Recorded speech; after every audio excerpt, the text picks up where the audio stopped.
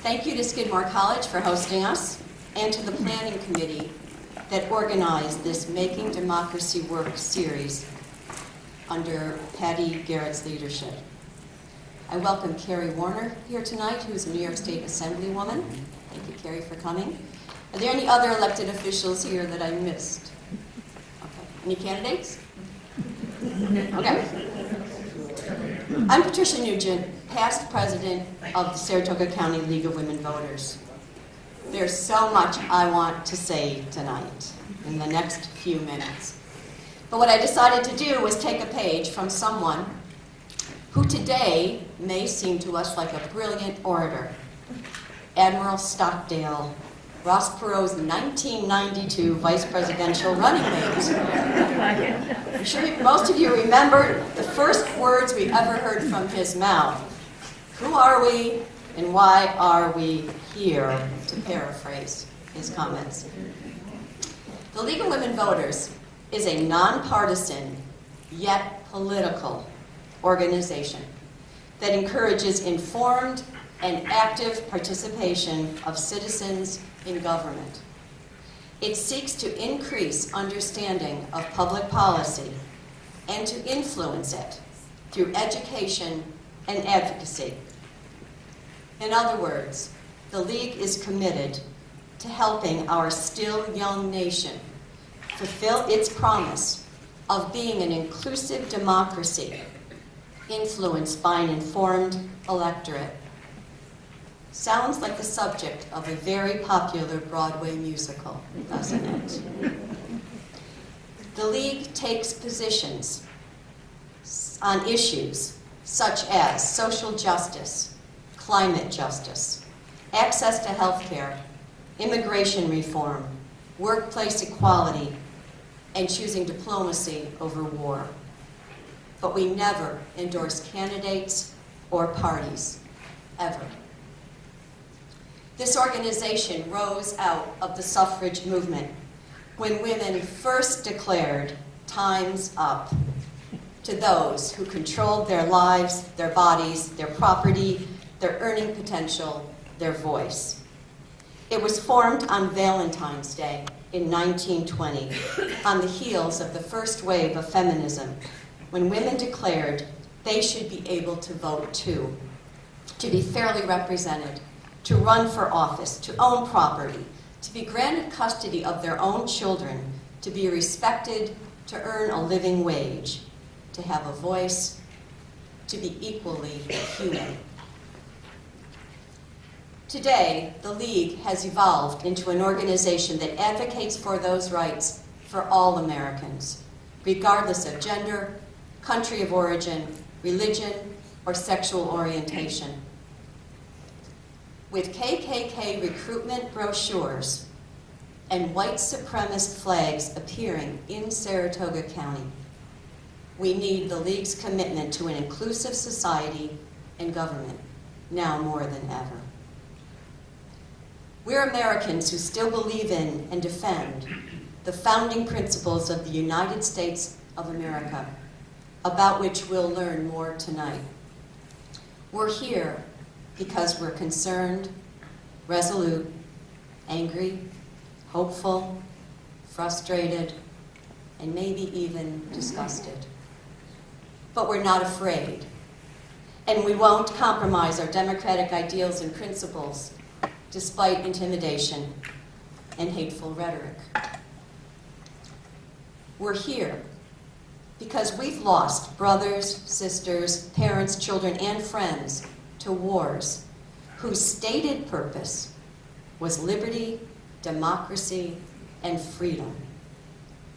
If these are worth fighting for on foreign soil, are they not worth fighting for here? The League fights by conducting studies, seeking consensus on issues, and by educating and motivating voters. This is the first of 3 forums designed to do exactly that: educate and motivate voters. The second is about voting rights on February 27th at 6:30 p.m. The last is on the First Amendment, freedom of religion, of the press, of our right to assemble and protest if needed. That's on March 27th. Please mark your calendars and pick up flyers in the back. Lastly, we're here because we want to be able to someday brag to our kids and grandkids that we raised our voices in defense of democratic governance, against tyranny, against those who would deny constitutional rights to citizens, who would try to strip people of their freedoms and of their humanity. When our descendants ask, "What did you do when our liberties were imperiled?" we can proudly say, we armed ourselves with information, we spoke out, and we voted. And now, Joan Desser will introduce our speaker. There will be a time for Q&A at the end. As always, we ask you to be respectful, modeling civil discourse and engagement, because democracies depend on that. Thank you.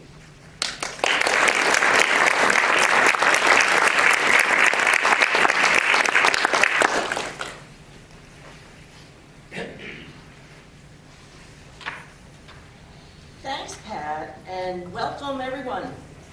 I'm extremely happy to be here tonight to introduce our speaker. It's interesting, Pat and I didn't really coordinate our remarks, but the question that I wanted to kind of start with was, why are we here tonight? And in addition to all the reasons that she so eloquently presented, what I'd like to add is I hope it's because we all care deeply about our great country and the bold experiment of our democracy. Our Constitution outlines the foundation of our government and our institutions and our rules, but it is we, the people, who must stay engaged and work to safeguard our rights and freedoms. So with that purpose in mind, we thought it might be helpful tonight to review the critical importance of our basic constitutional principles and to consider the impact of current challenges during these occasionally unsettling times. To guide our discussion, we are very pleased to have with us Dr. Katie Zuber. Katie is the Assistant Director for Policy and Research at the Rockefeller Institute of Government and a visiting professor in the Political Science Department here at Skidmore. Her research and writing examine the role of law in collective struggle, with an emphasis on legal advocacy among sexual and gender minorities. She has worked on several collaborative projects which have been featured in professional journals, including Political Communication, Law and Society Review, Justice System Journal, and Current Municipal Problems. In addition to teaching constitutional law, she has developed courses on law and gender in the United States, the politics of gay rights, and social movements. She received her doctorate in political science from my alma mater, the State University of New York at Albany, in 2017. So please welcome Dr. Katie Zuber.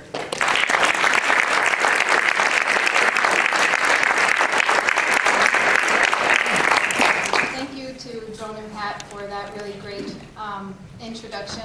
And thank you especially to the League of Women Voters for organizing this really wonderful event and for inviting me to come speak on what I think is a very timely topic. So I just want to say from the outset that during that, I'll talk for about 45 minutes or so, but during that kind of Q&A, I see that very much as an opportunity for us to have more of a discussion rather than just a simple back and forth. So I encourage you to ask any questions and share any kind of general thoughts that you might have following the presentation.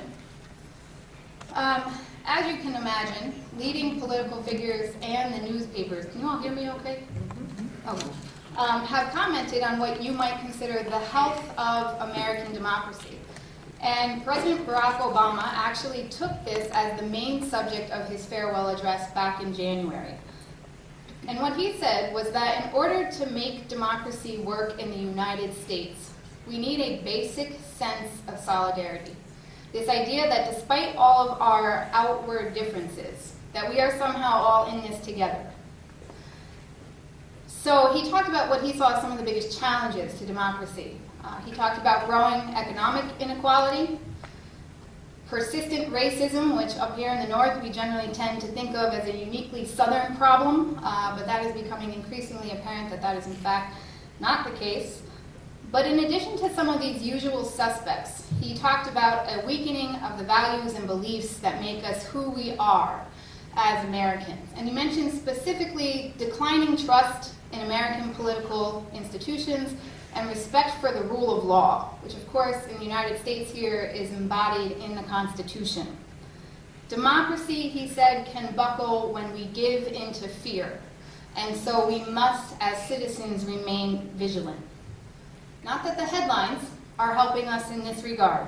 Right? If you're anything like me, you've had to turn off the notifications on your cell phone because with each new headline comes some impending sense of doom and destruction. Right? Can America withstand its greatest, latest assault? How to prepare for nuclear war? These are headlines that ultimately paint the picture of a nation that is hanging in the balance.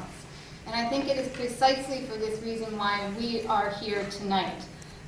So as you know, this is the beginning of a three-part series. I wanted to thank the League of Women Voters for putting me first because the Brennan Center for Justice is a really tough act to follow. So they'll be coming to talk to you about voting rights and free speech, and I'll be giving you, talking a little bit about some of the core constitutional principles. Now, there's quite a few to choose from, but in order to kind of focus my remarks, I want to talk specifically tonight about popular sovereignty, checks and balances, and federalism. Part of my goal here is to share with you what I know about these principles so that you can go and ask the really tough questions. Save the easy ones for me, ask the Brennan folks the tough questions. But if the purpose of this series is to defend democracy and by extension the United States Constitution, I think it is very important for us to understand the nature of the thing that we are defending. So in addition to talking about these core principles of popular sovereignty, checks and balances, and federalism, I want to introduce you to what I call three constitutional myths, or three widely shared beliefs about the Constitution that are not entirely accurate, or that at least may be contested. And I think that this is important because if we look to the Constitution as a source of stability and order, then we have to be able to understand its strengths as well as its limitations, what it can and cannot reasonably accomplish. So this first myth that I'm going to talk about is this idea that the framers believed in the American people to make decisions for themselves. Right? This is embodied in the popular saying of the people, for the people, by the people. If I had a quarter for every time my father said that, I would be rich. Right? This myth ultimately obscures the reservations that the Founding Father had about the excesses of popular democracy and their belief that ordinary Americans could set aside their own self-interest in the name of the national interest. And these reservations shaped their understandings not only of the doctrine of popular sovereignty, but the actual wording of the Constitution itself. The second myth I will talk about is this idea that the Constitution provides clear answers to all of our pressing political questions. Does Trump require congressional authorization before launching a military strike against Syria? Can state and local government officials who defy federal immigration directives, can they be arrested? What were to happen if the president were to ignore a federal court order? When questions like these arise, we look naturally to the Constitution for answers, right, about what it says about checks and balances and federalism. But because the Constitution lacks any kind of fixed meaning, a clear answer doesn't necessarily present itself. And then the third myth I will talk about is this idea that it is somehow un-American or unpatriotic to question the Constitution and its application to present-day controversies. Admittedly, a little reluctant to do that at a time when we look to the Constitution for answers to point out its shortcomings. We celebrate the founding fathers as philosopher kings, right? They are celebrated for their vision, their brevity, their intellectual genius in creating what some people consider the greatest document of all time. And yet, as we will see, the original Constitution was not without its flaws. So in addition to talking about these core principles of popular sovereignty, checks and balances, and federalism, we're going to talk about the true nature of the Constitution and what we can reasonably expect from it. So this first myth, again, most people, we tend to equate democracy with electoral participation, right? With the belief that people rule through their participation in elections. So if most people can vote for the individuals who will hold office, then government officials will be bound to take citizen preferences into account. But the question arises, did the framers truly believe in the American people to govern themselves effectively? Exposing this first myth requires us to go back and take a look to the political conditions that led to the Constitutional Convention and the origins of the doctrine of popular sovereignty. So prior to ratification of the United States, these United States, emphasis on the word these, because at the time, very few people believed that these 13 independent sovereign states would actually come together to form a unified whole. The United States was governed under the Articles of Confederation. Articles of Confederation was the first written constitution of the United States, but it did not provide for a powerful, strong national government. Instead, as the name suggests, it created this loose confederation of 13 independent and sovereign states. Under the Articles of Confederation, Congress played a relatively subordinate role. Its powers were limited to regulating border disputes, right, between the states. What was more significant was the powers that Congress lacked, namely the power to raise taxes and to regulate commerce, and thereby extension the economy. So how do we move from the Articles of Confederation to the Constitution that we know today? There were many shortcomings with the Articles of Confederation, not the least of which was Congress's inability to collect requisitions, because it couldn't levy taxes, to pay off the Revolutionary War debt. But many people point to Shays' Rebellion as the immediate precursor to the Constitutional Convention. Shays' Rebellion was an insurrection by farmers in western Massachusetts caused by high taxes and farm foreclosures. But it generally,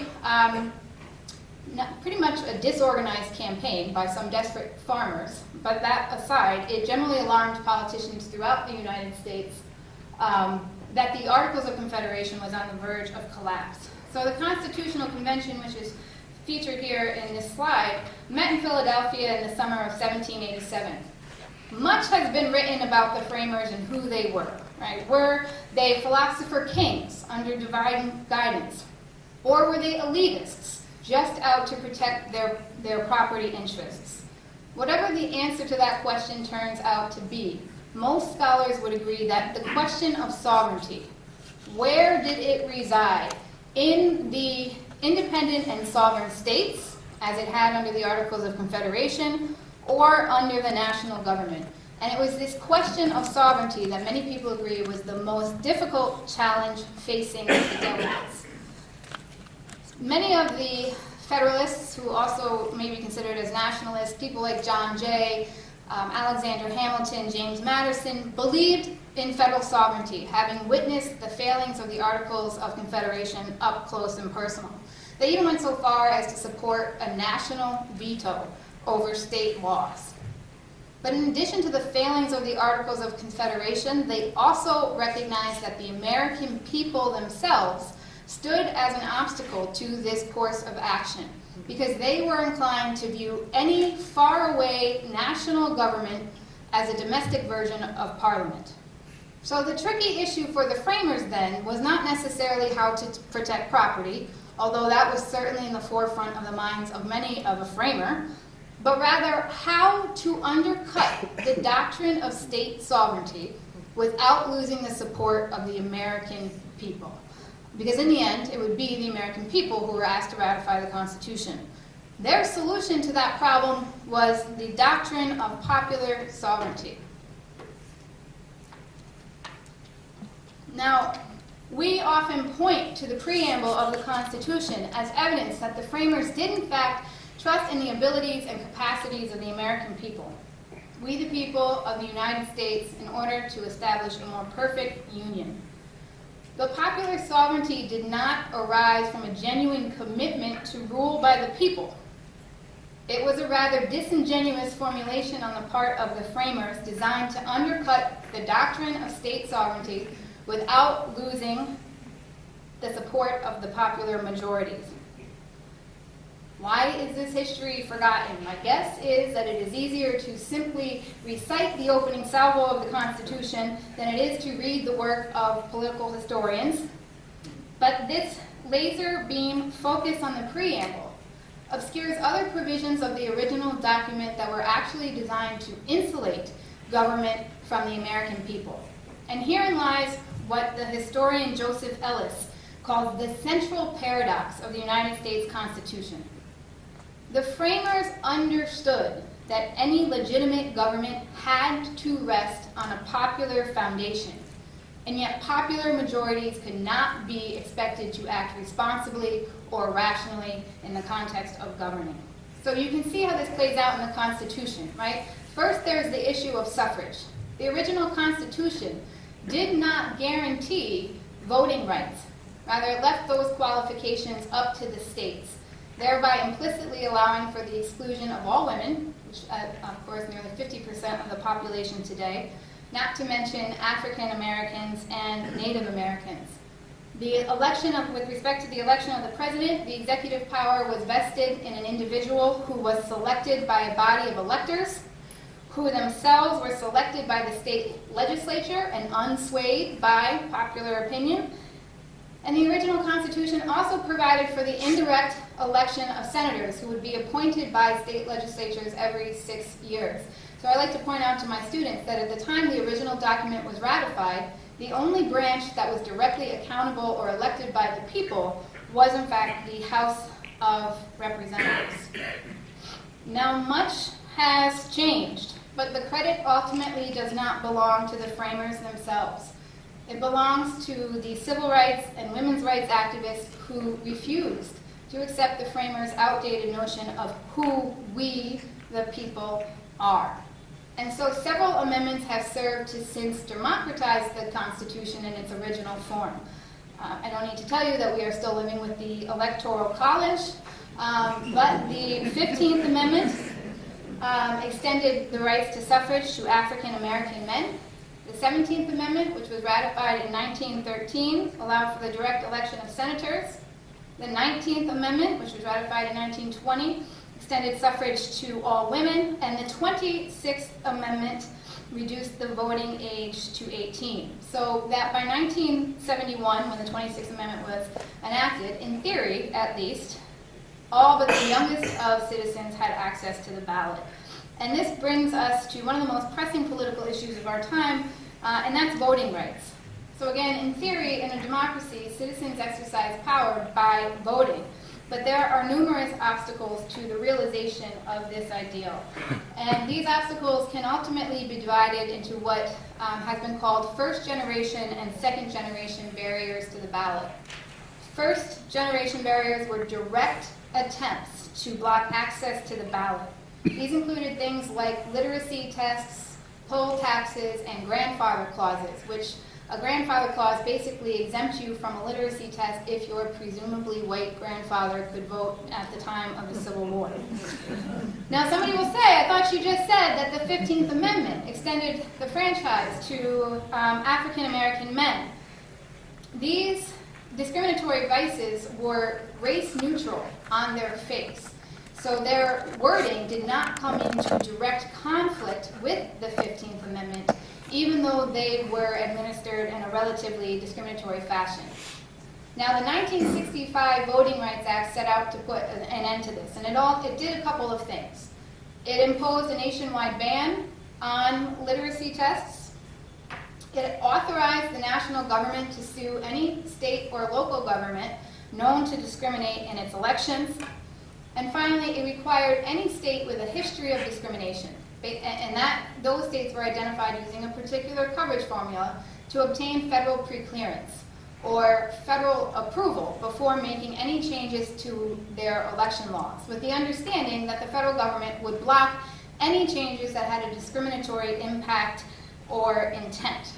Now, in many ways, the Voting Rights Act was an incredible success. The Justice Department found at one point that more African Americans registered to vote in the South between 1965 and 1970 than had registered to vote in the entire century before the Voting Rights Act was enacted. But where one form of discrimination was prohibited, others ultimately sprang up in their place. Unlike first-generation barriers, which designed to directly exclude individuals from office, second-generation barriers are designed to dilute the impact of minority voters. These are more sophisticated, more invidious forms of discrimination, and as a result, they're oftentimes more difficult to snuff out. So just to give you one common example, discriminatory annexations occur when predominantly white areas are incorporated into cities with large black voting populations, with the understanding that doing so will actually dilute the impact of minority voters. Now, under the federal preclearance provision of the Voting Rights Act, past attorney generals had actually blocked discriminatory annexations in Louisiana, South Carolina, Mississippi, and several other states. But even if we had an attorney general that had voting reforms and protections as his #1 priority, his powers to do so had been significantly curtailed by the United States Supreme Court. So in Shelby County versus Holder, the United States decided in 2013, the court basically held that the formula for determining which states are subject to preclearance was unconstitutional because it was outdated. Under the presumption that times have changed and that racism is not as bad as it once was in the United States, Chief Justice John Roberts held that the current burdens imposed by the Voting Rights Act needed to be justified by current needs.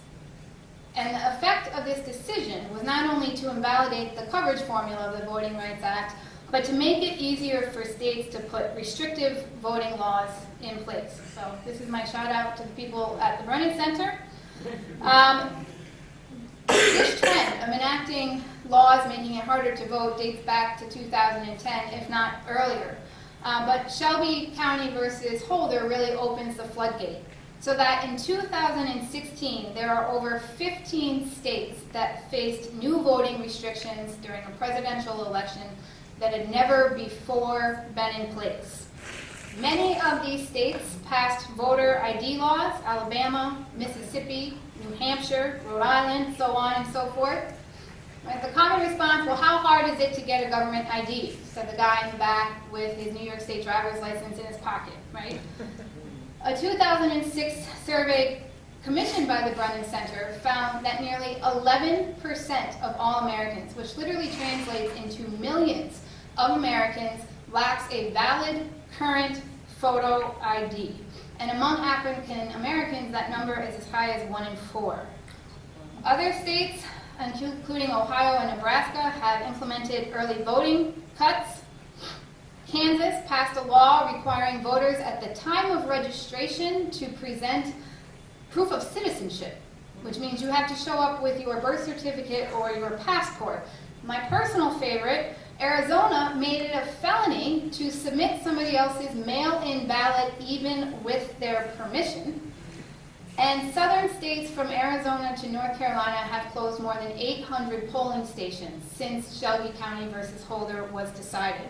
And as you can see, the states here in the dark red, those are states that are used to be subject to federal preclearance.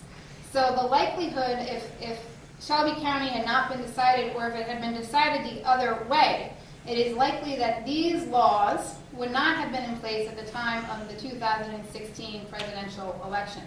So the moral of that story, and remember I say this later on when I get to the checks and balances issue, is that the United States Supreme Court is not necessarily our way out of this. The second myth is this idea that the Constitution can provide all of the answers. Maybe you have heard of a popular podcast by the Washington Times called Can He Do That? Its whole purpose is to explore the powers and the limitations of the American presidency in a specific context, right? How much power does the President of the United States have to prevent another terrorist attack? Can a single man lead the entire country down the path of civil war? Oftentimes when my students disagree with a particular action, and it doesn't have to be the actions of the president, it could be any political actor, they always say, oh, that's unconstitutional. He can't do that, it's unconstitutional. But the problem with these kinds of generalities is that the Constitution lacks any kind of fixed meaning, and its text is open to interpretation. Now again, part of this issue is that the framers intended to be vague in writing the Constitution. Presumably they knew they didn't have all the answers, and in some instances ambiguity was requisite to ratification. So a lot of times what got left out of the Constitution was actually as important as what made it into the Constitution. A related issue is that this ambiguity opens the law to a number of interpretations. Chief Justice John Marshall, presiding over the landmark decision of McCulloch versus Maryland, once reminded us to never forget that it is a constitution we are expounding. And what he ultimately meant by that was that the Constitution sets forth broad principles, such as checks and balances or federalism. And these principles help us to kind of set the outer markings of power and to define government objectives. The purpose of the Constitution then is not to provide us with clear answers to every pressing political question, but to set the parameters of the debate when questions about the separation of power between the different branches of government and the different levels of government arise. And so I want to explore what this means in the context of two, what we call separation of powers issues, namely the checks and balances between Congress and the President, and also between the national governments and the states. The separation of powers principle was developed by James Madison in a series of the Federalist Papers, which were designed to secure ratification of the Constitution. And in Federalist number 47, Madison indicated why it was necessary to maintain the separation of powers provided for by Articles 1, 2, and 3 of the Constitution, right, which established the legislative, executive, and judicial branches of government. And echoing the widely accepted wisdom of his time, Madison wrote that the accumulation of all powers, legislative, executive, and judicial, in the same hands was the very definition of tyranny. So that in order for the Constitution to succeed and to survive, no branch could exercise the whole power of another branch. But how do we keep each branch separate from one another? At first, Madison considered whether parchment barriers, basically the actual written provisions of the Constitution, would in and of themselves help to keep each branch within their own respective spheres. But because the Constitution is not self-enforcing, and because political actors would ultimately attempt to aggrandize their own power, Madison came to the conclusion that simply delineating the powers of the national government in the Constitution would be insufficient to prevent a tyrannical concentration of power. So having rejected these parchment barriers, Madison set forth his solution to the separation of powers problem in Federalist number 51. The only answer, Madison explained, was in contriving the interior of government, so that the administrator of each branch had the constitutional means and the motives to guard against encroachments by the other branches of government. Ambition, he famously said, must be made to counteract ambition. So the remedy was ultimately to divide the legislature into two houses, the House of Representatives, which was directly elected by the people every 2 years, and the Senate, which was appointed every 6. to ensure that all legislative enactments were subject to a presidential veto, and of course, as a last line of defense, to make sure the judiciary had the power, albeit implicitly, to review the laws to determine whether or not they were consistent with the letter and the spirit of the Constitution. Now, it may come as a surprise to you that Madison believed that the legislative branch was the branch to be feared the most due to their popularity and influence with the American people. Now, it can be said that the framers foresaw a lot of things, but a 17% congressional approval rating is probably not one of them. So, despite these reservations, it is the expansion of executive power, particularly in the areas of foreign policy and military policy, but also in the domestic realm, which possess the greatest threat to the separation of powers doctrine. Now, I want to be very clear about something up front. This is nothing new or unique to the current administration, right? President Trump is following in a long line of presidents who sought to increase their own power, and by extension, the powers of the presidency, just as James Madison predicted that they would. Now, on the domestic side, modern presidents have exercised considerable influence over the national policy agenda and the legislation that Congress considers and enacts. Now, this is not because of any change to the wording of the Constitution. It is simply a result of the fact that the institutional resources available to the president have grown exponentially over time. So the creation of the Executive Office of the Presidency in 1939, which basically provides advice and guidance to the president on a wide range of issues. The rise of mass media communications, which have enabled the president to bypass Congress and communicate his policy messages directly to the American people, and even the signing of executive orders have all helped to make the president an active partner in policy making. Now, as far as his powers over foreign policy goes, here is where the greatest danger lies with respect to our separation of powers doctrine. So I want to point out that the text of the Constitution provides very limited guidance as to what the executive powers are and their appropriate limits.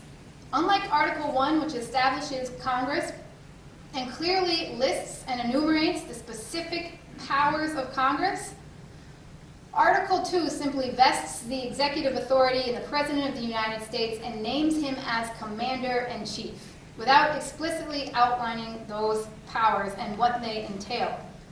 It is precisely this ambiguity in Article 2 that allowed for the Constitution to be ratified by those who wanted a strong executive power and those who did not. And it is precisely this ambiguity in the Constitution which has allowed for presidents to aggrandize their own power.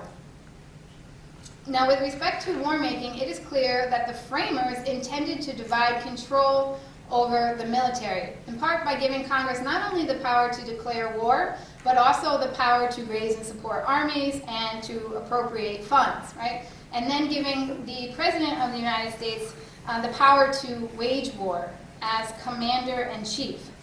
However, Congress's inability, if not outright refusal, to exercise its responsibilities in this area continues to threaten the fundamental separation of powers. Nearly every president since World War II has sought to broaden their control over the military, from Franklin Delano Roosevelt right on down the line to Barack Obama and Donald Trump.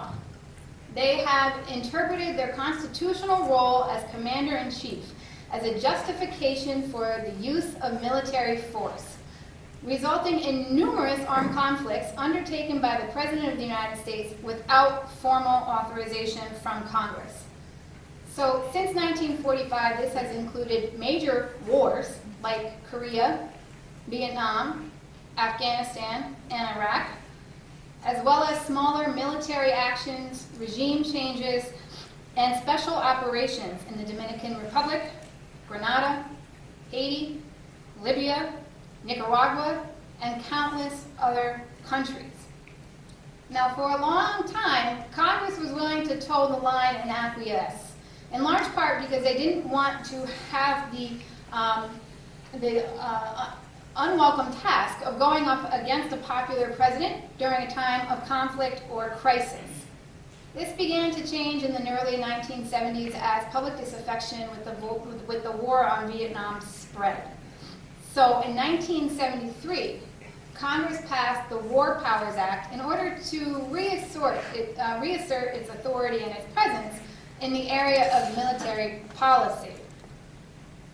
Among other things, the act required the President of the United States to obtain formal authorization from Congress within 60 days of initiating military action.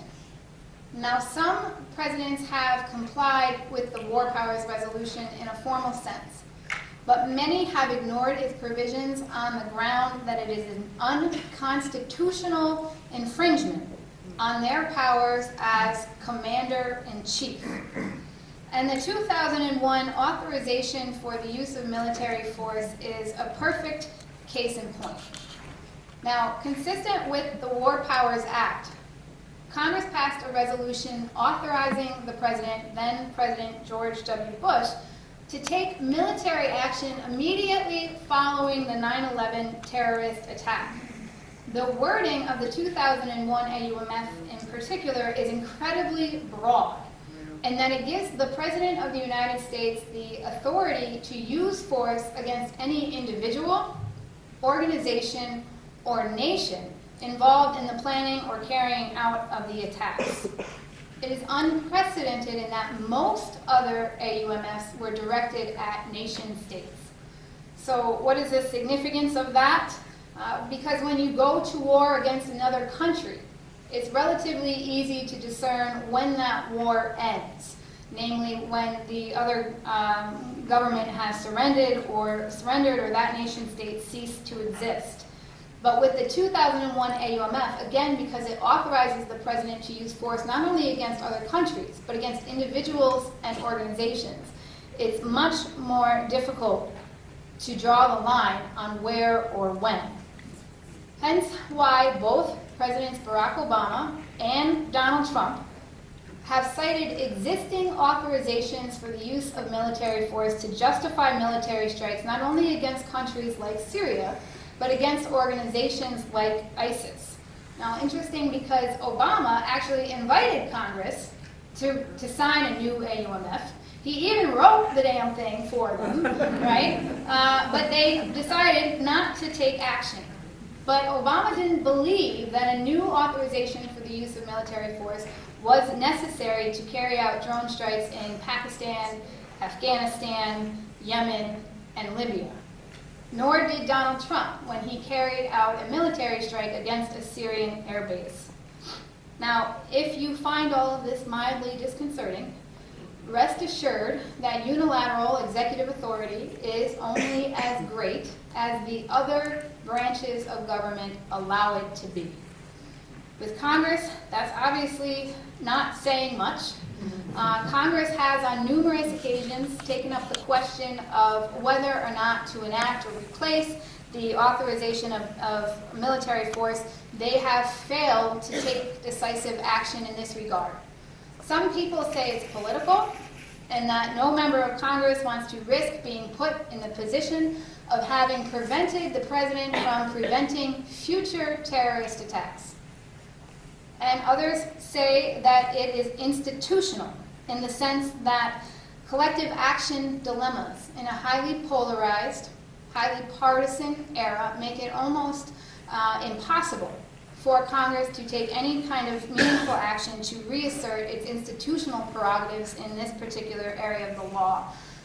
Whatever the reasons are for Congress's inaction, the lesson from past experiences is that Congress is unlikely to assert its authority in this particular area of war absent an aroused citizenry. This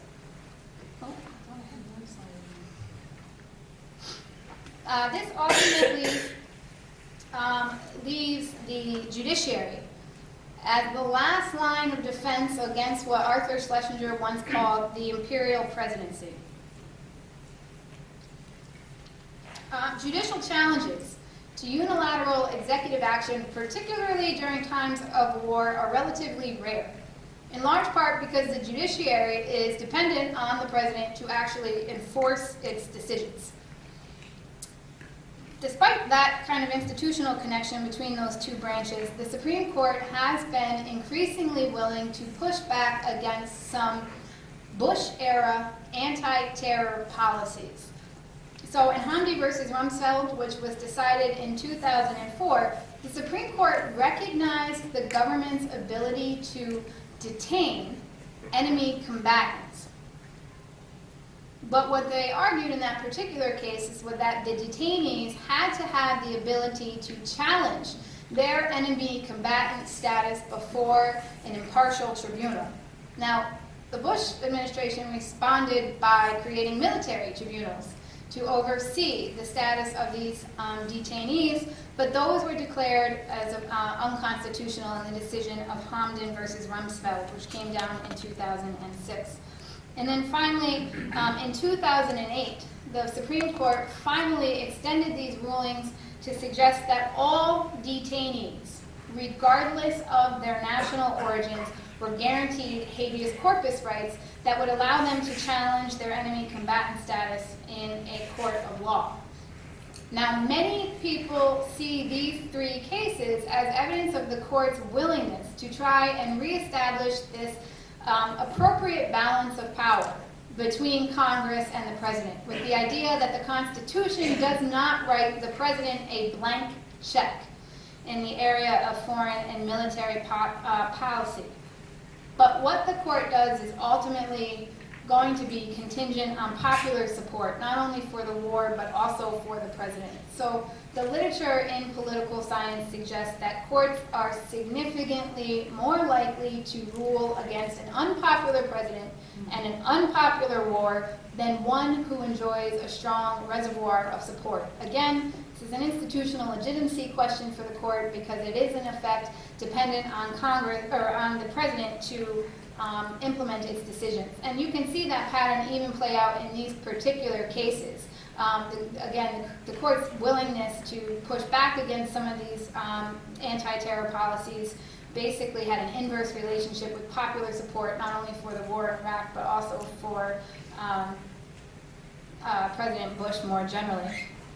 Now, in these kinds of examples, the question is whether or not government should take a particular action to address a particular problem, namely whether Congress should take action to reverse the expansion of unilateral executive authority.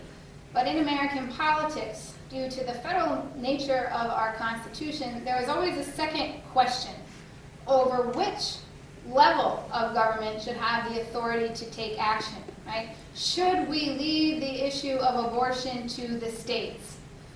Which level of government should determine education policy? What can states reasonably contribute to the solution of a global problem like climate change? In many ways, this question of who should decide issues in our federal system is a false dichotomy. There has never been a neat separation of powers between the national government and the state governments, and we have witnessed an expansion of national power that the founding fathers probably would not have imagined. But rather than discuss where particular issues should be decided, I want to just briefly draw your attention to this idea of what Lori Riverstone Newell calls local activism. Local activism occurs when local leaders use their positions of authority in order to challenge the authority of higher governments. So I like to think about this as civil disobedience turned on its head, right? So it's not political outsiders using nonviolence or confrontation directed at government. It's government officials using local resistance at higher authorities within government. And we saw this back in June when nearly 30 mayors, 3 governors, 80 university presidents, and nearly 100 businesses vowed to uphold our end of the Paris Agreement, which is basically a climate change agreement entered into by approximately 140 other countries, but that Donald Trump withdrew from, right? But in addition to this kind of idea of environmental federalism, we see resistance to federal authority is particularly pronounced in these sanctuary cities. So according to some estimates, there are as many as 300 state and local governments that have laws and policies that impede federal efforts to deport undocumented immigrants. The objectives of these laws and policies is to reduce the fear of deportation and family dissolution among immigrant communities. Now, in January 2017, Trump signed an executive order designed to crack down on local activism. And basically, under this order, any city that failed to comply with federal immigration enforcement agencies would not be eligible to receive federal grants, except for law enforcement purposes. This order was quickly struck down by a federal judge on not necessarily a federalism ground, but on a separation of powers argument. And what the federal judge said was that the Constitution of the United States vests the spending power in Congress, not the president. So the executive order could not constitutionally place new conditions on federal funds without first obtaining the approval from Congress. So in short, you have a federal judge using a separation of powers argument designed to kind of police the boundaries of federalism between the national government and state and local governments. So what do we make of this decision? In terms of the immediate outcome of that case and others like it, because Attorney General Jeff Sessions has attempted to achieve a similar objective in a different way, the good news for the sanctuary cities is that they just might prevail against the federal government in court. But based on the language and the wording of this particular opinion, the bad news for these sanctuary cities is that Congress can conceivably enact a similar policy through legislation. And that legislation is currently under consideration in the current Congress. For now, states can continue exercising their prerogative in protecting immigrant rights and immigrant communities and using their form of local activism to register disapproval with national leaders.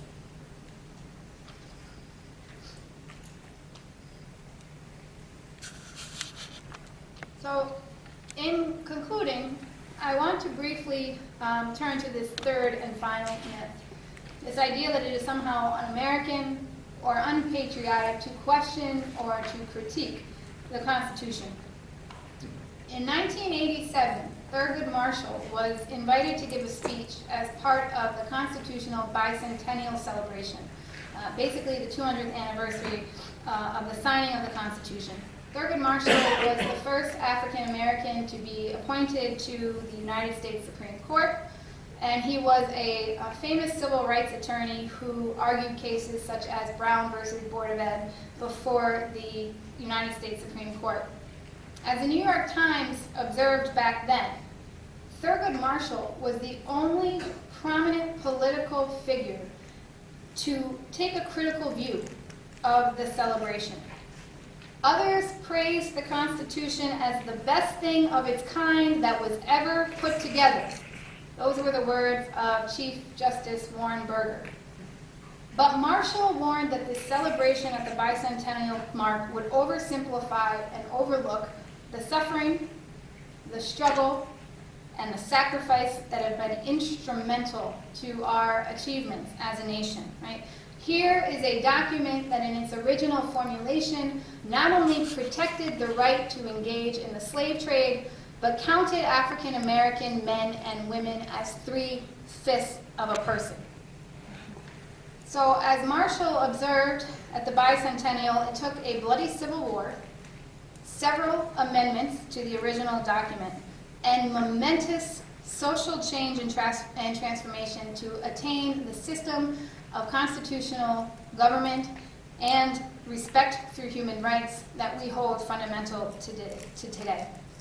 So as we set out to defend democracy, and by extension the Constitution, we must keep in mind that the original Constitution was not without its defects, that its meaning has evolved and changed significantly since that long, hot summer in Philadelphia, and that when we cite the Constitution today, we invoke a concept that is vastly different from what the framers intended or even imagined, their wisdom and their foresight notwithstanding. So I'd like to close by reading directly from Thurgood Marshall's speech.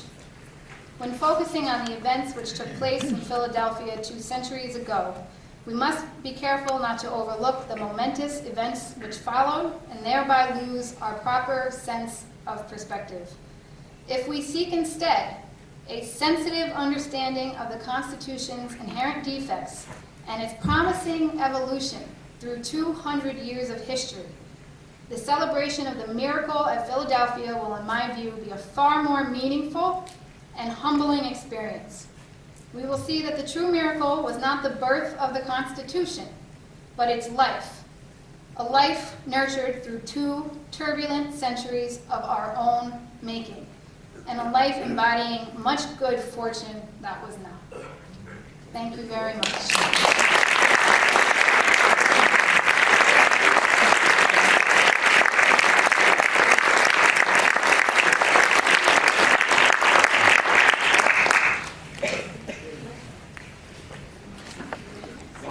Questions? So if you have questions, if you want to, you can make your way this way. And we have a microphone for you. Or as Kate said it originally, it doesn't have to be a question. Just a point of the Hello? Well, it works. Okay.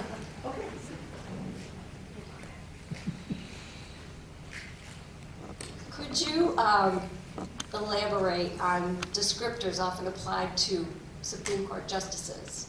For example, recently appointed Gorsuch is called an originalist, and there have been other descriptors to others. Could you embellish on what that means? Yeah, so those are basically words, and this fits in very nicely with this observation that the Constitution is open to interpretation. And originalism is one of those 2 forms of, well, there's multiple forms, but there's 2 kind of dominant streams that we think about. Originalism on one hand, and this idea of a living constitution on the other one. Now there are different types of, and textualism is also another one. Textualism is, we look at exactly what the Constitution says. So Justice Hugo Black was a textualist, and he always said, Congress shall make no law means Congress shall make no law. Originalists tend to look beyond the meaning of the text to the actual meaning of the words. And folks like Scalia looked at the original meaning of the words at the time the Constitution was enacted. And Scalia gives this example, and I'll try not to mess it up too bad, but he was dissenting in a particular case involving an individual who was arrested for using a firearm in the context of a drug deal. And Scalia was dissenting because this individual was trading the gun for contraband. It was an unloaded firearm. And Scalia said the word using, when you're talking about a gun, is actually the gun was used in the commission of the crime. Right? Here it was just something being traded.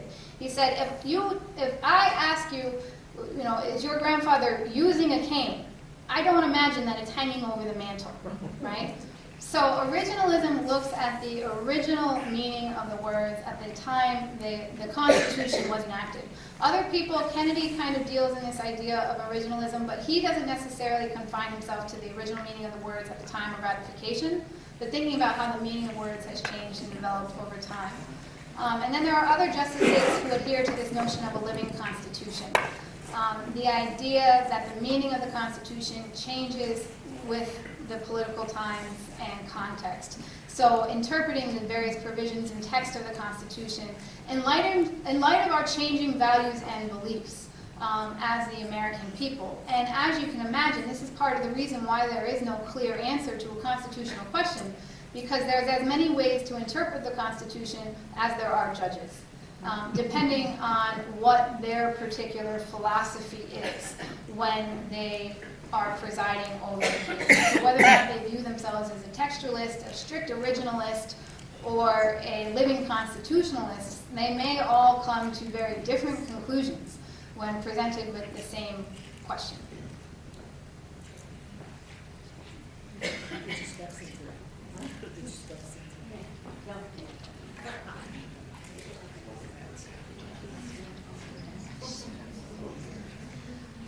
I'd like to find out what you think of the Citizens United decision.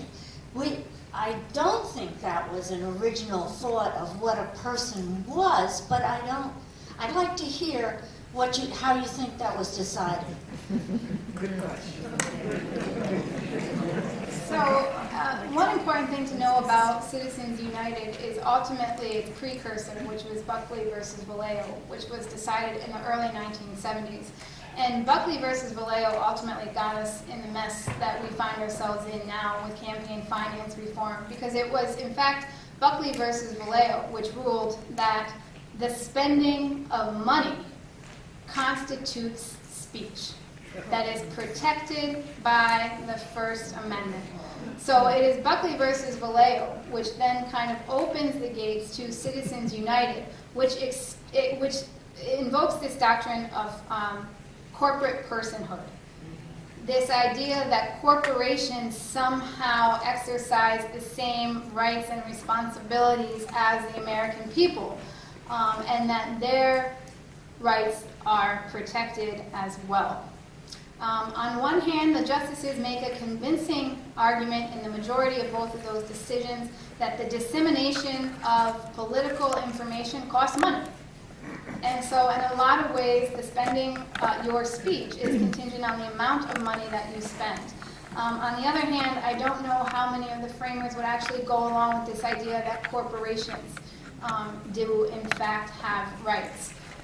Congress has attempted to enact campaign spending. It's been increasingly difficult because of this doctrine, these First Amendment doctrines of corporate personhood and spending of speech. But at this point, the only way to get around Citizens United is for the United States Supreme Court to overturn itself, which it rarely does for institutional reasons, and also it just doesn't look good, right? So they generally tend to wait approximately 20 years before they overrule themselves, or to enact a constitutional amendment. Again, many of those amendments have been considered in Congress, but unlikely to pass because, like it or not, both Democrats and Republicans tend to think that spending money helps you to win elections.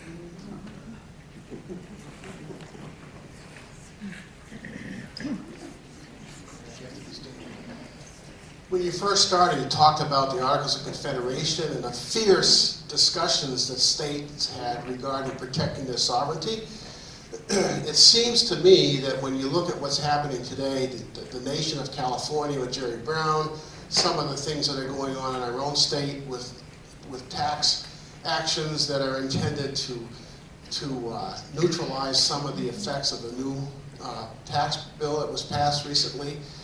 I don't recall ever in my lifetime seeing states so overtly active in trying to establish themselves as a more sovereign than what's going on right now. I wondered what you thought about that, whether that's something new or is there a historical history that other states have done this in the past. I think the first thing that comes to mind in terms of a comparable example of these kinds of bold assertions of the doctrine of state sovereignty and specifically of states' rights is the Civil War, right? So a lot of people, states' rights, in effect, is an argument about the right to own slaves. And that was an issue that many states felt strong enough about to actually secede from the nation. It's interesting to point out that when Barack Obama got elected, there were various petitions throughout the states to secede from the nation. The same was true when Donald Trump got elected. I don't know that anybody thinks that succession is really an option. In Texas versus White, immediately following the Civil War, the Supreme Court basically ruled that succession was a legal impossibility, that once you join this nation, you never get out of it. That being said, there is a lot of really interesting movement and action going on in these states, but I always like to think about federalism, you can call it situational federalism, right? So we think about, depending on where your political views lie, you may be really heartened and emboldened by some of the actions that you see in the states with respect to the environment, right? These pledges to obtain our commitments to the Paris Agreement despite the federal withdrawal, especially with sanctuary cities. I mean, I do think that is clear defiance and resistance to the national government and the federal administration in particular. But you can always, people always like to put issues where they think they're going to win them, right? So if we agree with states on these environmental issues, then we want them to be deciding over it, right? But think about the role of states in the abortion policy as well, right? States have enacted more restrictive abortion policies than the national government, which just simply refuses to pay or subsidize for abortions. So again, that's why I say that this relationship between, who should decide, the national government and the states, I mean, you're seeing some real resistance here in certain areas like environmental policy and also sanctuary cities, but you see some retrenchment there as well when you think about something like abortion or voter suppression. And that's going to be, at the end of the day, that's the constant ongoing political struggle. Right? There is this no clear separation of powers. But some states are certainly taking advantage of this opportunity to resist. And another area also, too, where you see that is same-sex marriage laws, right? So you see the mayor of New Paltz, the mayor of San Francisco issuing marriage licenses in opposition to the Defense of Marriage Act at the national level. So you see these pockets of resistance. They're very good for drawing attention to particular policy issues. But I don't necessarily think that it's unprecedented.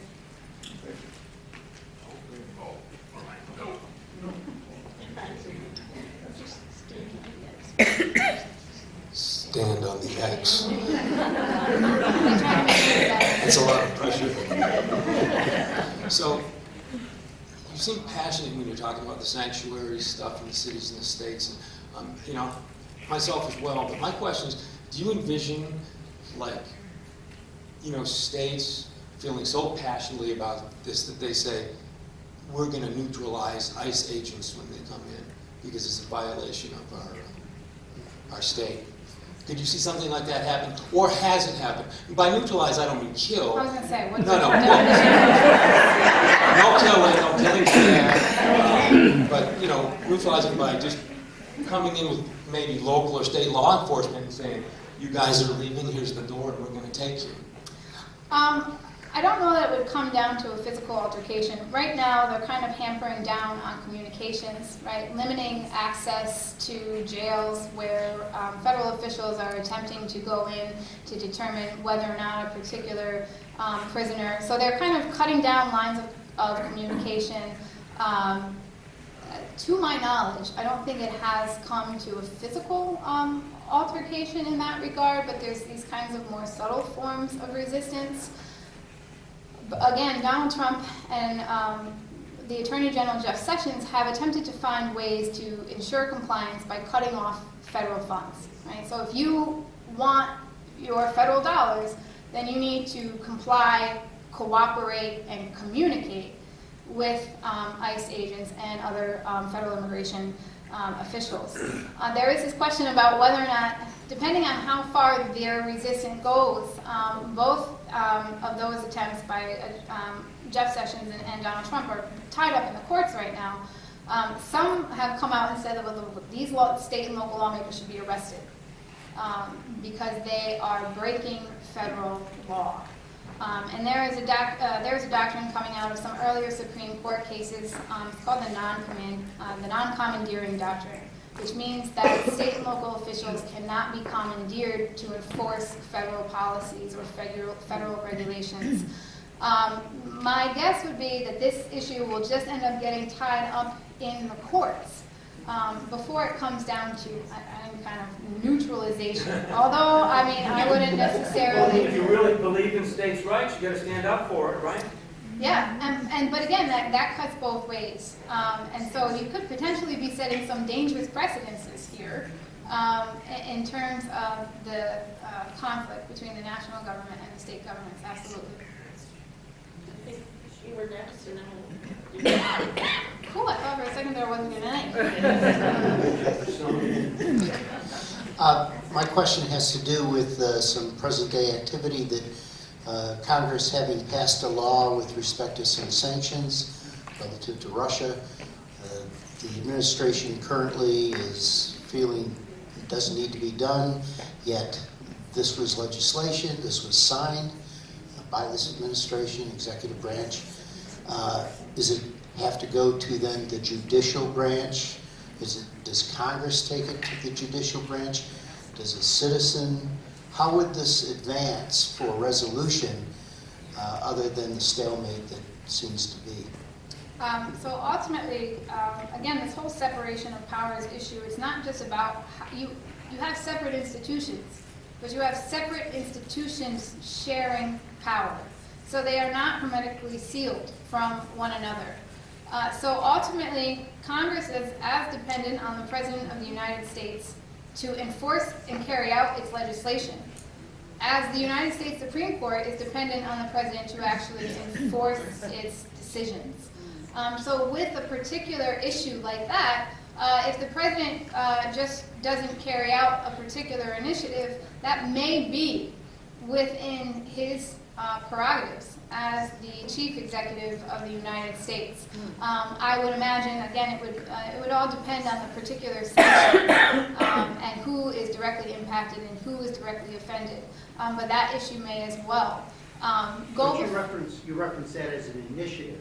It was a passed bill. It's a law. So that's different than an initiative. But it's not self-enforcing, right? So no matter what happens, whether it's sitting on somebody's desk or not, it actually has to be implemented. And so signing a law doesn't implement the law. Signing a law makes it a formal enactment. So it's formally on the books, black letter law. But that doesn't necessarily mean that the President of the United States has to go about, I don't want to say you're going to circumvent the law, but if he just lets it sit there, then it would be up to somebody else. And again, this puts the, I don't want to say that all questions end up in the federal judiciary, because that's certainly not the case. But now here we have situations where the United States Supreme Court is going to be asked to police not only the boundaries of federalism, but this appropriate balance of checks and balances. And again, I mean, it will be interesting to see what the court does and how far it's willing to go. A lot of times the court likes to stay out of these kinds of political questions. But these kind of checks and balances, separation of power questions certainly do end up there quite a bit. sure.